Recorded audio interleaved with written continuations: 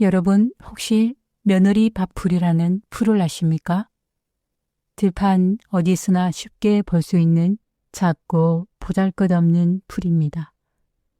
그런데 이 작은 풀에는 가슴 찡한 이야기가 숨어 있습니다. 조선시대 한 며느리와 시어머니의 이야기, 그리고 밥 한 숟갈에 담긴 사람의 마음 이야기입니다. 오늘은 왜 이 작은 풀이 며느리 밥풀이라는 이름을 갖게 되었는지 그 슬프면서도 따뜻한 이야기를 들려드리겠습니다. 시작하겠습니다. 조선시대 어느 고을, 가난한 집에 한 며느리가 살고 있었다. 시집 온 지 3년째였다. 며느리는 착하고 부지런했지만 이 집에서의 삶은 너무나 고됐다. 왜냐하면 시어머니가 며느리를 몹시 구박했기 때문이다. 아침 일찍 일어나 밥을 짓고 빨래를 하고 밭일을 해도 시어머니는 한 번도 며느리를 칭찬한 적이 없었다. 오히려 늘 구박하고 트집을 잡았다. 이것도 못하나? 저것도 제대로 못하나? 아이고, 며느리라고 하나 있는 게.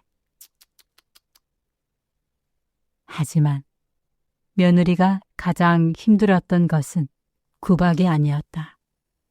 굶주림이었다. 시어머니는 며느리에게 제대로 밥을 주지 않았다. 밥을 지을 때도 며느리 밥그릇에는 손가락 한 마디 정도만 담았다. 그것도 밥알이 듬성듬성한 물기 많은 밥이었다. 시어머니는 말했다. 며느리는 많이 먹을 필요 없다. 일만 하면 되지. 뭘 그리 많이 먹으려고 해산노? 며느리는 배가 고팠지만 참았다. 조금만 참자. 조금만 더 참으면 시어머니도 마음이 풀리시겠지. 하지만 세월이 지나도 시어머니의 마음은 변하지 않았다. 며느리는 점점 야위어 갔다. 몸무게가 줄고 얼굴이 창백해지고 기운이 없어졌다. 그래도 며느리는 일을 멈추지 않았다. 밭에 나가 김을 메고 집에 돌아와 밥을 짓고 빨래를 했다. 어느 날 며느리가 밭에서 일을 하다가 그만 쓰러지고 말았다. 더 이상 몸을 가눌 수 없었던 것이다. 마을 사람들이 며느리를 집으로 옮겼다. 하지만 며느리는 끝내 일어나지 못했다. 닷새 동안 누워만 있었다. 시어머니는 여전히 며느리에게 제대로 된 밥을 주지 않았다. 꾀뱅이다. 저것이 일하기 싫어서 누워있는 거 아이가. 젊은 기 툭툭 털고 그만 안 일어나나? 마을 사람들이 시어머니에게 말했다. 며느리가 죽게 생겼어요. 제발 밥이라도 제대로 챙겨주세요. 하지만 시어머니는 끝내 듣지 않았다. 그리고 여섯째 되는 날, 며느리는 마지막 숨을 거두었다. 24살, 꽃다운 나이였다. 며느리가 죽기 직전 마지막으로 남긴 말이 있었다. 배고파요. 배가 고파요. 그리고 조용히 눈을 감았다. 며느리가 죽고 마을 사람들이 장례를 치러 주었다. 시어머님도 장례에 참석했지만 눈물 한 방울 흘리지 않았다. 사람들은 시어머니를 원망했다. 저렇게 착한 며느리를 굶겨 죽이다니. 정말로 냉정한 사람이야. 하지만 시어머니는 아무 말도 하지 않았다. 그렇게 며느리의 장례가 끝났다. 그런데 이상한 일이 벌어졌다. 며느리가 묻힌 무덤 위에 작은 풀들이 돋아나기 시작한 것이다. 처음에는 몇 포기만 나왔는데 시간이 지날수록 그 풀이 무덤을 덮었다. 마을 사람들이 그 풀을 보고 이상하게 여겼다. 이 풀 본 적이 없는데? 잎이 밥풀처럼 생겼네? 누군가가 말했다. 며느리가 밥을 못 먹고 죽어서도 밥을 찾는구나. 그 말을 들은 시어머니는 그제야 무릎을 꿇고 울었다. 며느라, 내가 잘못했다. 아가, 내가 진짜로 잘못했다. 시어머니는 그렇게 며느리 무덤 앞에서 밤새 목 놓아 울었다. 밥 한 끼 제대로 못 미고 보냈구나. 내가 며느리를 죽였구나. 시어머니는 그날부터 며느리 무덤을 찾았다. 매일같이 무덤 앞에 앉아 갓 지은 밥을 차려놓고 빌었다. 며느리야, 용서해다오. 이 못난 시비를 용서해다오. 그러나 며느리는 돌아오지 않았다. 다만 무덤 위에 무성한 풀만 바람에 흔들릴 뿐이었다. 마을 사람들은 그 풀을 며느리 밥풀이라 불렀다. 며느리가 밥을 못 먹고 죽어서도 밥을 찾는다는 뜻이었다. 시간이 흘렀다. 며느리가 죽은 지 1년이 지났다. 시어머니는 여전히 며느리 무덤을 찾았다. 그리고 점점 마음이 변해갔다. 내가 그때 왜 며느리를 그렇게 구박했을까? 왜 그렇게 대했을까? 사실 시어머니도 젊었을 때 시집살이가 고됐었다. 자신의 시어머니도 자신을 혹독하게 대했다. 그래서 시어머니는 이렇게 생각했다. 나도 그렇게 당했으니까 내 며느리도 한번 당해봐야지. 하지만 며느리가 죽고 나서야 깨달았다. 그건 내 생각이 잘못된 것이었구나. 어느 날부터 시어머니는 마을 사람들에게 며느리 밥풀을 나눠주기 시작했다. 이 풀을 보면 제 며느리를 잊지 마이소. 그리고 여러분들은 저처럼 며느리를 구박하지 마이소. 어쨌든지 내 자식처럼 따뜻하게 대주이소.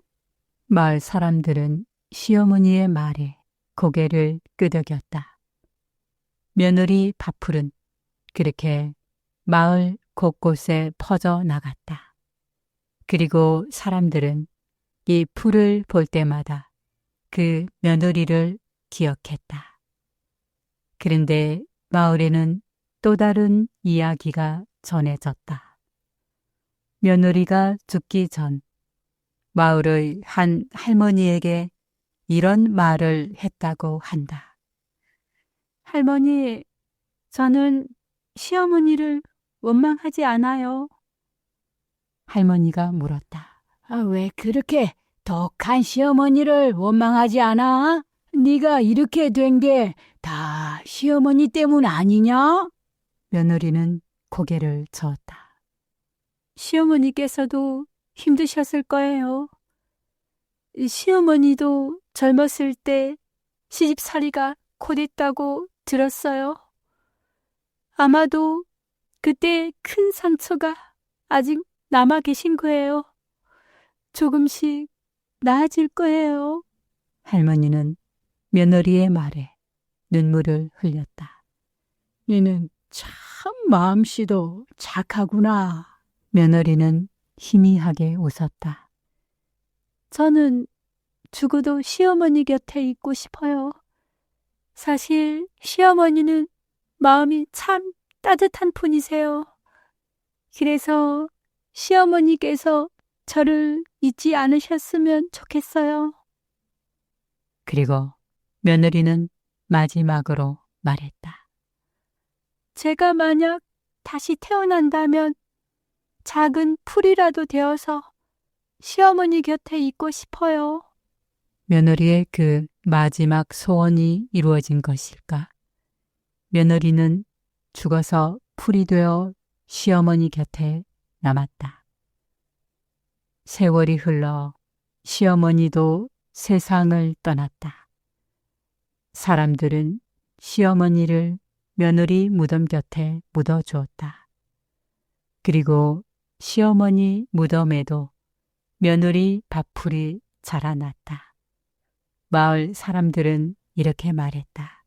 이제 둘이 함께 나란히 있구나.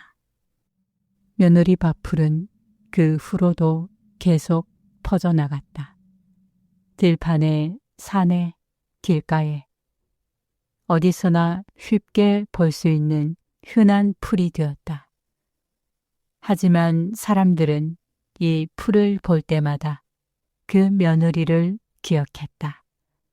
밥 한 끼 제대로 먹지 못하고 죽어간 며느리를, 그리고 너무 늦게 깨달은 시어머니를. 며느리 밥풀은 오늘도 우리에게 말하고 있다. 사람에게 가장 필요한 것은 무엇일까요? 돈일까요? 명예일까요? 아닙니다. 따뜻한 밥 한 끼, 그리고 따뜻한 마음을 나누는 것입니다. 여러분, 며느리 밥풀은 지금도 우리 주변에서 자라고 있습니다. 작고 보잘것없이 아무도 신경 쓰지 않는 그런 풀입니다. 하지만 이 풀에는 한 사람의 슬픈 이야기가 담겨 있습니다. 조선시대에는 며느리의 삶이 참으로 고됐습니다. 밥 한 끼 제대로 먹지 못하는 경우가 많았습니다. 오늘 이 이야기가 우리에게 남기는 교훈은 무엇일까요? 첫째, 사람은 누구나 존중받아야 합니다. 며느리라는 이유로, 나이가 어리다는 이유로 함부로 대해서는 안 됩니다. 둘째, 후회는 늘 늦게 옵니다. 시어머니는 며느리가 죽고 나서야 후회했습니다. 하지만 이미 늦었습니다. 셋째, 작은 관심이 사람을 살립니다. 밥 한 끼, 따뜻한 말 한마디가 사람의 생명을 살릴 수 있습니다. 오늘 이 이야기를 들으신 여러분께 부탁드립니다. 여러분 곁에 있는 사람들을 소중히 여기시길 바랍니다. 며느리 밥풀처럼 나중에 후회하지 말고 지금 따뜻한 말 한마디, 따뜻한 밥 한 끼를 나누시길 바랍니다. 책벗 야화였습니다. 편안한 밤 되세요. 그리고 곁에 있는 사람을 소중히 여기는 하루 보내세요.